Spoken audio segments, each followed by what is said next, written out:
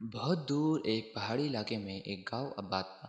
اس میں دو دوست رہتے تھے، ایک کا نام مان اور دوسرے کا فان تھا۔ ماں پہاڑ کی چوٹی پر جبکہ فان پہاڑ کے دامن میں رہتا تھا۔ وہ بچپن کے دوست تھے مگر ان کی عادتوں میں فرق بہت تھا۔ مان انتہائی سنجیدہ اور تنہائی پسند آدمی تھا۔ وہ اکیلا رہتا تھا اور لوگوں سے ملنا جلنا پسند نہیں کرتا تھا۔ وہ کبھی کسی کے گھر نہ جاتا، نہ دوسروں کو اپنے گھر بلاتا۔ شام کو گاؤں کے مرد اپنے کاموں سے فارغ ہو کر چائے خانے پر جمع ہو جاتے اور دنیا جہاں کی باتیں کرتے، مگر مان کبھی وہاں کا رخ نہ کرتا۔ بس وہ بے دلی سے اپنے کھیت میں کام کر رہا ہوتا یا لوگوں سے نظریں چرائے راستے پر آتا جاتا نظر آتا۔ اس کے بارے میں مشہور ہو گیا تھا کہ وہ دنیا کا سب سے اداس آدمی ہے۔ اس کے برعکس دوسرا دوست فان جو پہاڑ کے دامن میں رہتا تھا، ایک ہنس مکھ آدمی تھا۔ وہ ہمیشہ خوش باش نظر آتا، لوگوں سے میل جول رکھتا، ان کی تقریبات میں شریک ہوتا اور انہیں اپنی خوشیوں میں شریک کرتا۔ اس نے جب دیکھا کہ مان دن بدن رنجیدہ ہوتا جا رہا ہے، اس نے لوگوں سے ملنا جلنا بالکل بند کر دیا ہے، تو وہ فکر مند ہو گیا اور اس مسئلے کو حل کرنے کے لیے کوئی ترکیب سوچنے لگا۔ کئی دن تک سوچ و بچار کے بعد آخر اس ایک ترکیب سوچ گئی۔ آغاز بہار کے ایک دن جب خوشگوار ہوا چلی آ رہی تھی، وہ پھولوں کی ٹوکری کندھے پر رکھ کے مان کے دروازے پر دستک دے رہا تھا۔ مان نے دروازہ کھول کر خیرت سے اسے دیکھا۔ فان نے اسے سلام کیا اور ٹوکری اس کے ہاتھ میں دیتے ہوئے بولا، تم تو ملنے نہیں آتے، میں نے سوچا میں خود ہی ملاؤں، لو یہ میرے باغ کے پھل ہے۔ مان نے اسے اندر بلایا، دونوں بیٹھ گئے۔ فان اس سے ادھر ادھر کی باتیں کرنے لگا لیکن مان بہت کم بول رہا تھا۔ آخر مان نے پوچھا، کیا تم بیمار ہو؟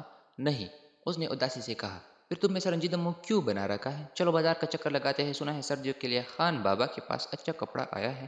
مان کشا کشا اس کے ساتھ چل دیا۔ فان نے اپنے لیے کپڑوں کا ایک جوڑا خریدا اور دوسرا مان کو بھی تحفہ تن دلایا۔ مان منع کرتا رہا مگر فان نہ مانا۔ پھر دونوں رخصت ہو کر اپنے اپنے گھر چلے گئے۔ چند دن بعد فان پھر جال میں ہاتھ پکڑے ہوئے جھاڑیوں کو ڈھونڈتے سہلا تھا۔ ادھر ادھر نظریں گھماتا اس کے گھر کی طرف آ نکلا اور زور سے دروازہ بجاتے ہوئے آواز لگائی، مان، مان، باہر آؤ، میں نے آج ایک عجیب و غریب پرندہ دیکھا ہے۔ اس کے پر نیلی جسم سبز اور آنکھیں لال تھی۔ وہ اسی طرف اڑ کر آیا، آؤ اسے تلاش کرتے ہیں۔ مان لمبی تھانے سو رہا تھا، سمجھا گاؤں پر کوئی آفت نازل ہو گئی ہے۔ وہ ہڑبڑا کر اٹھا اور پاؤں میں چپل پہنے بغیر گھر سے دوڑتا ہوا باہر نکلا۔ اسے اس حالت میں دیکھ کر فان نے کہا لگایا۔ اسے ہنستے دیکھ کر مان ناراض ہو کر واپس جانے لگا لیکن فان نے اس کا ہاتھ مضبوطی سے پکڑ لیا اور یہ کہتے ہوئے چل دیا، او یار، بلا وجہ اس دن میں سونا جوان آدمی کو زیب نہیں دیتا۔ دونوں قریبی جنگل میں چلے گئے اور وہاں دیر تک گھومتے رہے۔ وہ پرندہ ڈھونڈتے ہوئے باتیں بھی کر رہا تھا۔ مان کا موڈ ٹھیک ہو گیا۔ پیر ٹک کر فان بولا، جانے وہ پرندہ کہا گیا، چلو چھوڑو، آؤ کچھ کھا پی لے۔ اس نے اپنے تھیلے میں سے بیسی روٹی اور اچار نکالا اور بولا، آ جاؤ، دونوں چیزیں بہت مزیدار ہیں، تمہاری بھابھی نے بنائی ہے، مزہ آ جائے گا۔ ایسا لگتا ہے تم گھر سے تیار کر کے چلے تھے۔ مان بولا، ہاں میں ہر کام منصوبہ بندی سے کرتا ہوں۔ فان بولا۔ دونوں گھاس پر بیٹھ کر کھانے لگے، وہ باتیں بھی کر رہے تھے۔ فان نے کہا، تمہیں شادی کر لینی چاہیے، میں یوں ہی ٹھیک ہوں۔ مان بولا، مجھے تو نہیں لگتا کہ تم خوش ہو۔ فان بولا۔ مان اس سے دوسری باتیں کرنے لگا۔ فان سمجھ گیا کہ مان ابھی اس موضوع پر بات نہیں کرنا چاہتا۔ اس نے دوبارہ وہ بات نہ کی۔ کچھ دیر بعد وہ اپنے اپنے گھروں کو لوٹ گئے۔ پھر ایک دن اس طرح فان ہاتھوں میں اپنا سا ڈبہ اٹھائے، ہونٹوں پر زبان پھرتے ہوئے مان کے دروازے پر آواز لگا رہا تھا، مان، مان، دروازہ کھولو، کیا تم اپنے سب گھوڑے گدھے بیچ کر سوئے ہو؟ ماں نے دروازہ کھولا تو وہ چلایا، دوست مجھے مبارکباد دو، آج میری سالگرہ ہے، مجھے اس دنیا میں آئے 25 برس گزر گئے ہیں۔ مان بہت مشکل سے مسکرایا اور اسے مبارکباد دی۔ دونوں اندر آ بیٹھے۔ فان ہاتھ ملاتے ہوئے بولا، میں آج بہت خوش ہوں، آج کے مبارک دن میں اس دنیا میں آیا تھا۔ ماں نے گردن ہلائی، پھر کچھ سوچ کر بولا، مگر ابھی 2-3 مہینے پہلے تو تمہاری سالگرہ تھی۔ وہ میری نہیں، میری شادی کی سالگرہ تھی۔ اچھا چھری لاؤ، میں کیک کاٹوں، اور وہاں کنجوسی نہیں چلے کہ تمہیں مجھے کوئی نہ کوئی تحفہ بھی دینا ہوگا، چاہے وہ مرغی کا سر ہی کیوں نہ ہو۔ ماں نے زوردار کہکا لگایا اور پھر وہ چھری لیا۔ فان نے کیک کاٹا اور مزے سے کیک کھانے لگے، ساتھ ہی اپنی بچپن کی یادوں کو تازہ بھی کر رہے تھے۔ فان بولا، تمہیں یاد ہے بچپن میں ہم اخروٹ توڑنے جنگل میں جایا کرتے تھے اور ایک دفعہ ہمیں وہاں چڑیل نظر آئی تھی؟ ہاں اچھی طرح یاد ہے، ہم اسے ڈر کر بھاگے تھے، تم گر گئے تھے اور سر پر چوٹ لگی تھی، کئی دن تک تمہیں آرام کرنا پڑتا تھا۔ اس دوران وہ چڑیل اور بھی کئی لوگوں کو نظر آتی رہی۔ آخر سب نے وہاں جانا چھوڑ دیا مگر بعد میں پتہ چلا کہ وہ ایک عورت بے گھر تھی، اس کا ذہنی توازن درست نہیں تھا۔ مان بولا۔ فان نے گردن ہلائی اور بولا، واہ، تمہاری یادداشت بہت اچھی ہے، مجھے حیرت ہے جب تم لوگوں سے ملتے ہو تو ان سے باتیں کیوں نہیں کرتے؟ بس مجھے زیادہ بات کرنا اچھا نہیں لگتا۔ مان شرما کر بولا، ہاں کم بولنا اچھی بات ہے لیکن دلچسپ اور اچھی باتیں سب شوق سے سنتے ہیں۔ فان بولا۔ مان سر ہلانے لگا، غرض وہ دیر تک خوش گپیاں کرتے رہے، پھر فان وہاں سے رخصت ہو گیا۔ پھر فان نے حکمت عملی بدلی، اب وہ خود نہیں جاتا بلکہ مان کو بلا لیتا۔ ایک دن اس نے اپنے گھر کے آگے سے گزرتے پھیری والے سے جو پہاڑ کی چوٹی تک جاتا تھا اپنا پیغام بھیجا، آج میرے بیٹے کا نتیجہ نکلا ہے، وہ اپنی جماعت میں اول آیا ہے۔ دوپہر کو گھر میں ایک چھوٹی سی تقریب ہے۔ تمہارا بھتیجا کہتا ہے کہ چاچا کے بغیر مزہ نہیں آئے گا، لہذا تم فوراً چلے آؤ۔ پیغام پڑھ کر ماں نے گہری آہ بھری۔ اس کا دل کہیں جانے کو نہیں چاہ رہا تھا۔ کچھ دیر تک وہ یوں ہی بحیالی میں بیٹھا رہا، پھر اٹھا اور منہ ہاتھ دھو کر اپنا نیا سوٹ الماری میں سے نکالا اور پہن کر گھر سے نکل آ گیا۔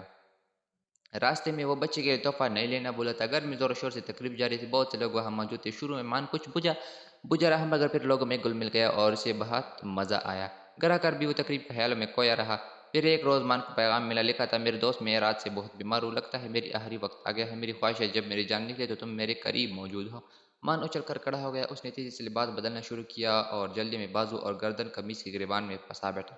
وہ غصے سے کچھ بڑبڑایا اور خود کو اس شکنجے سے نکالنے کی کوشش کرنے لگا، مگر ناکام رہا۔ آخر وہ چلانے لگا: ارے کوئی ہے جو مجھے آ کر نکالے، میں پھنس گیا ہوں۔ آخر اس کی پڑوسی نے آ کر اس مصیبت سے نجات دلائی۔ پھر اس نے موزہ پہنا، مگر دوسرا اہم رنگ موزہ نہیں مل رہا تھا، لہذا اس نے الگ الگ رنگ کا موزہ پہن لیا اور اٹھ کر اس طرح بھاگا کہ اس کے ایک پیر میں جوتا تھا اور دوسرا وہ بھاگتے ہوئے پہننے کی کوشش کر رہا تھا۔ پہاڑی ڈھلوان پر سے اترتے ہوئے وہ لڑک گیا، مگر فوراً سنبھلا۔ اس کی پڑوسن اپنی کھڑکی میں کھڑی تھی۔ وہ پورے گاؤں میں کہانیاں سنانے والی نانی کے نام سے مشہور تھی۔ مان کی یہ بات قضائی دے کر وہ چلائی: کیا تمہارے گھر کی چھت گر رہی ہے؟ تم شادی کرنے جا رہے ہو؟ مگر مان نے ان کے کوئی جواب نہیں دیا۔ جب وہ فان کے گھر پہنچا تو دیکھا گھر میں مزیدار کانوں کی خوشبوئیں آ رہی ہے اور فان جو اسے کھڑکی سے آتے دیکھ کر فوراً بستر پر لیٹ گیا تھا، زور زور سے کراہ رہا ہے۔ مان اس کے پاس بیٹھ گیا اور اس کا ہاتھ اپنے ہاتھ میں لے کر بولا: میرے دوست، آخر تمہیں کیا بیماری ہے؟ بس کچھ نہ پوچھو، مجھے اس کا نام لیتے ہوئے ڈر لگتا ہے۔ فان ہامتے ہوئے بولا: میں نے سنا ہے کسی زمانے میں دنیا کی آدھی آبادی اس سے ختم ہو گئی تھی۔ ایک کہہ کر اس نے گہری آہ بھری۔ مان اس کے ہاتھ پاؤں دبانے اور اسے حوصلہ دینے لگا۔ کھانے کا وقت ہوا تو فان کی بیگم نے دسترخوان سجایا۔ مان نے دیکھا اس پر کئی قسم کے کھانے، پھل اور مٹھائیاں موجود تھی۔ اس نے فان سے پوچھا: کیا تمہیں طبیب نے پرہیز کھانا نہیں دیا؟ نہیں، اس بیماری سے سب کچھ کھا سکتے ہو، فان بولا۔ اس نے ڈٹ کر کھانا کھایا اور ہنستا بولتا رہا۔ شام کو جب مان واپس آنے لگا تو اسے پتہ چلا کہ فان کو معمولی سی زکام ہے۔ یوں ہی دن گزرتے گئے۔ فان اس کے ساتھ سائے کی طرح لگا رہتا اور اسے بھی اپنے ساتھ ہر کام میں شریک رکھتا، جس کی وجہ سے آہستہ آہستہ مان کی عادتیں بدلنے لگی۔ اس کی اداسی اور سنجیدگی دور ہوتی تو وہ لوگوں سے ملنے جلنے لگا۔ وہ ان کی تقریبات میں شریک ہوتا اور انہیں بھی اپنے گھر بلایا کرتا تھا۔ پھر ایک دن وہ شرمایا فون کے پاس آیا اور بیٹھ کر ادھر ادھر کی باتیں کرنے لگا، لیکن ایسا لگتا تھا کہ وہ کچھ کہنا چاہتا ہے۔ آخر وہ مطلب زبان پر لے آیا: میں شادی کرنا چاہتا ہوں، شرماتے ہوئے بولا۔ فان نے خوشی سے ہاتھ پر ہاتھ مارا اور چلایا: میرے دوست، اس بات سننے کے لیے مجھے بہت انتظار کرنا پڑا۔ خیر، دیر آیا درست آیا۔ میں ابھی اپنی بیگم سے کہہ دوں کہ تمہارے لیے کوئی اچھی سی لڑکی تلاش کرے۔ کچھ دن بعد مان کی دھوم دھام سے شادی ہوئی، جس میں پورا گاؤں شریک ہوا۔ فان نے اپنے ہاتھوں سے اس کا گھر بھی سجایا تھا۔ وہ بہت خوش تھا۔ اس موقع پر کہانیاں سنانے والی نانی نے ایک لمبی چوڑی تقریر کی، جس کا خلاصہ یہ تھا کہ انہوں نے ایک دن مان کی وہ بدحواسی سے عجیب و غریب خلیے میں بھاگتے دیکھا تھا۔ وہ جب ہی سمجھ گئی تھی کہ اب وہ جلدی شادی کرنے والا ہے۔ ان کی تقریر سن کر سب نے تالیاں بجائی اور دلہا دلہن کو مبارکباد پیش کی۔ مان اور اس کی بھی ہنسی خوشی زندگی گزارنے لگے۔ یوں ایک دوست نے حکمت سے کام لے کر دوسرے کی خراب عادت کو بدل لیا۔ آج بھی وہ دونوں اسی گاؤں میں رہتے ہیں اور جب بھی ملتے ہیں پرانی یادوں کو یاد کر کے کہہ لگاتے ہیں، تبھی تو کہتے ہیں دوست ہو تو ایسا۔